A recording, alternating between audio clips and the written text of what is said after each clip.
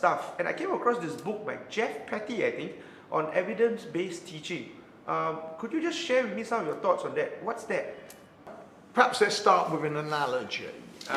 When you go to the doctors, if something's wrong with you, you'd expect the doctor to know a fair bit about the human body and how it works. He better. If not, he would be a quack, wouldn't he? Yeah, I mean, if you went there and you got a dice out and he threw it and he said, well, if it's 1, I'm going to give you this, and if it's 2, I'm going to kind of touch the seat, and if it's 3, I'm going to say go and stroke, next door neighbour's dog. Right. That would spook you, wouldn't it? Of course. Yeah, that's right. Because medicine is based on the idea that we know quite a lot about the body, and when you get a disease, it's some malfunction in the body, and you need to kind of prevent it or treat it in certain ways. Sure. And again, when we go on an aeroplane, and you get on that plane, it's made of metal, and there's loads of people on it, and they've got heavy luggage, and it's up in the sky at 24,000 feet or whatever. Right. We work on the assumption that there is some kind of logic, some science that keeps that plane up there, as opposed to it coming down, right? Yep. Now then, in teaching, what's kind of interesting is that for long periods of time, that teaching is something, I think like what you said to me previously, I would just go and teach as though it's a kind of natural thing. Isn't it by instinct? Yeah, and Peter Drucker's comment when he said, well, we kind of just leave it to the natural. Someone who knows how to teach, there doesn't seem to be a real clear knowledge base about what constitutes good teaching. Okay. So what's emerged, certainly over the last decade, and it started before, but it's now really coming to the fore. And when Jeff Petty, in his book, talks about there is now a revolution in teaching, what he's basically saying is there's a lot of research now about how humans learn. Okay. Some of this has always been around.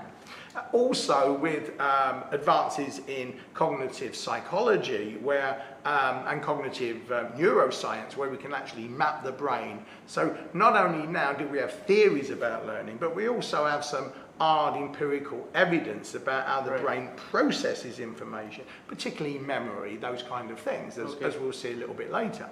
And the idea now is, instead of teaching just being, well, I think I'll do that, or I saw my teachers do that, we look at how humans learn. Okay. And there's an hell of a lot of knowledge about that, and that's something that in the program we'll look at in more detail. Are you then saying that right now teaching can be categorized into a template? No, not a template, but okay. What we see is that we now have an understanding about how humans learn. Okay. Which means that when we design, remember our instructional strategy? That's right. You actually said, well, how many activities and how long do I talk? Well, in a sense, it's this understanding of the learning process that helps to shape that. Right. So you consider a number of things. What are you trying to teach? What's the motivational level of the students? And then you start thinking about, well, what methods would be most appropriate? What activities would be useful to connect the theory to the practice? Right. How do you create an environment in the classroom where the students feel comfortable and feel that they want to participate? So what we're now saying is we've got a lot of knowledge about human behaviour generally, not just about thinking and memory. And if we use that knowledge thoughtfully in the way we design these instructional strategies, we're likely to create a better learning experience for the students. So what you are saying, or correct me if I'm wrong, is when we plan for a strategy or an activity, we must make sure that it is grounded in proven that these methods work because they address the students' learning needs. Is that correct? Yeah, partly the learning needs, but the basic fact that the mind typically works in certain ways. Now, when you say we use the best methods, there was groundbreaking research by someone called John Hattie.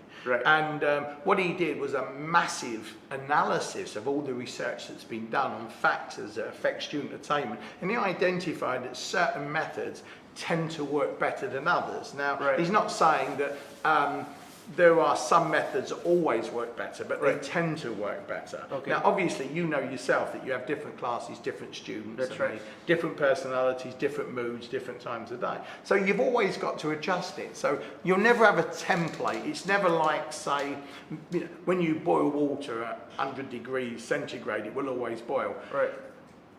students are human beings, and you know that's subject to a lot of things. Sometimes they come to your class in a bad mood, you know, some of them for various reasons. But what we're saying now is that we understand a lot more about human learning, human motivation, and from that basis we can design instructional strategies that give us a better opening frame. So when we teach, it should work better, and because we understand how the students work and how the mind works, we can adjust situationally. So what we're saying is teaching now is increasingly got a strong evidence base, a scientific base. Right.